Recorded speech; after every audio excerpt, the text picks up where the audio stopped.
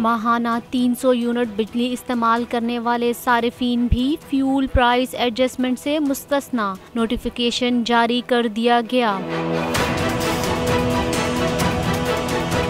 हुकूमत ने आखिरकार आवाम को थोड़ा बहुत रिलीफ देने का सोच ही लिया, क्योंकि बिजली दें या न दें आवाम को बिल तो आखिर अदा करने ही हैं। तफसीलात के मुताबिक कम बिजली इस्तेमाल करने वालों के लिए वजीर आजम के ऐलान करदा रिलीफ पर अमल शुरू हो चुका है और फ्यूल चार्ज एडजस्टमेंट से मुताल्लिक वजीर आजम के हुक्म का बाज़ाब्ता नोटिफिकेशन जारी कर दिया गया है। नोटिफिकेशन के मुताबिक 300 तक यूनिट इस्तेमाल करने वाले सारिफीन से ईंधन की कीमत वसूल नहीं की जाएगी। नए बिलों की अदायगी का सिलसिला शुरू कर दिया गया है और पहले से जारी किए गए बिलों की अदायगी की आखिरी तारीख में भी तोसी कर दी गई है।